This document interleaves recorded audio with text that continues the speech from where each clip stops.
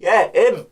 Yeah, him over there. Yeah, watch him quick. In the Game Week 2, players to watch. This is the series where I suggest players to watch. Ones that might have zoomed past us and gone under the radar, or ones we might want to monitor closely to potentially pull off an heist to sneak them into our FPL teams. Last week I suggested players, I guess, but some haven't played yet and some didn't even start, but the ones who did play pretty well. But this week we have a bit more to look at, where now we actually have previous game week data to help lock our eyes into the right direction. Also a reminder, I usually try and go for players that did something or close to doing something the week before, because form is important, man. Starting with a player that didn't play last week, because I love contradicting myself apparently, but it's Ollie Watkins. If he scores next week, Oliver will be saying, "Please sir, can I have some more?" As especially last season, he was firing in all of the goals. But this time, he'll be in a new team and in a new league.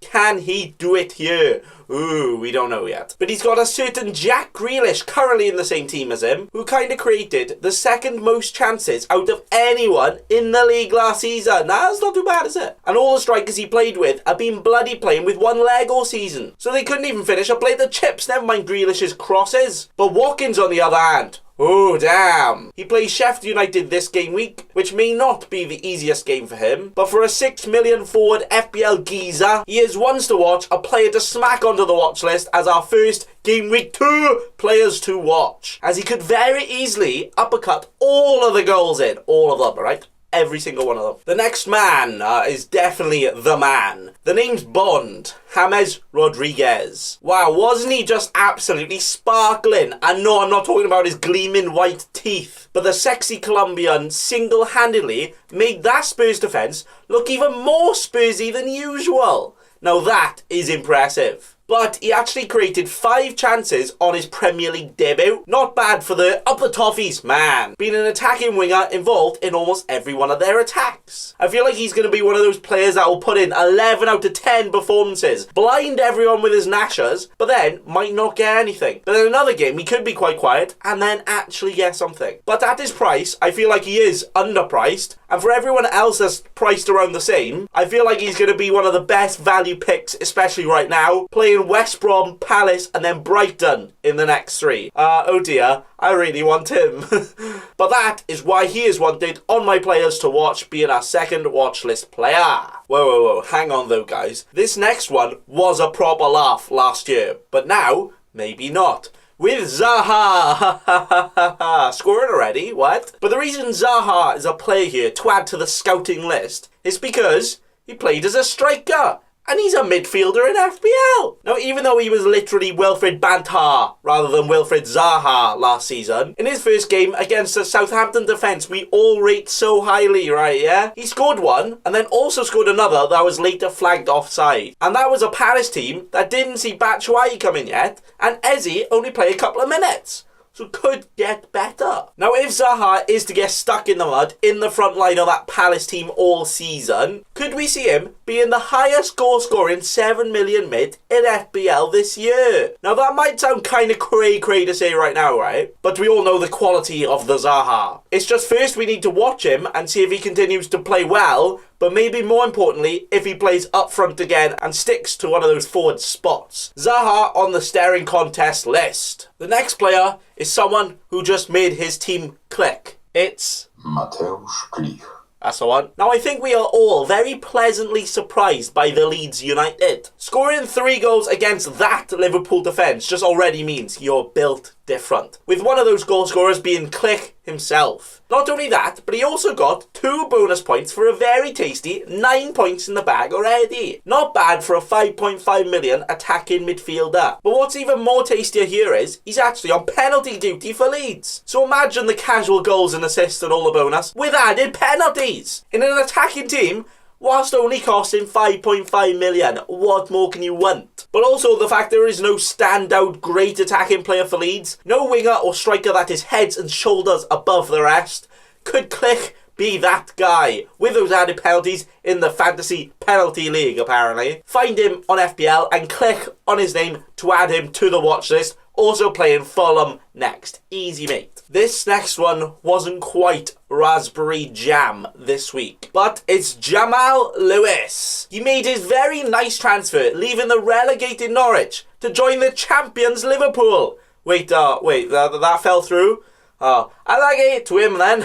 But don't worry, he's at the next best thing at Newcastle United. Damn, son, yes. And not only did he instantly make his debut for the Geordies, but an instant 7 points straight away from the 4.5 million price defender. That is not bad, son. By him not only getting a clean sheet, but was in some very promising positions, also whipping a few balls in to get the bonus point very close to 2. The Newcastle defence on its day can be proper reverse magnets in the back of their own goals, not allowing anything else in. So could an attacking fullback for that defence at a decent price be your next transfer in? Well, okay, don't be that boring. I bet your fun at parties making a defender transfer in Game Week 2. Come on, you're better than that. Making him, for me, just a watch and see for now, so that when their fixtures turn even better later on, could he be a player to whap in your team? Whapped onto the watch list here, though. Our next player here is my favourite Black Eyed Peas member. It's Will.I.am. Now, Willian had one of his best seasons last season at Chelsea, because that was mostly because of all the damn penalties, man. And at 8 million in FPL, we all thought he was a choice. Terrible. But then he goes and bags 3 FPL assists, puts 14 points in his back pocket, and everyone who doubted him at Arsenal are backhand straight to the face.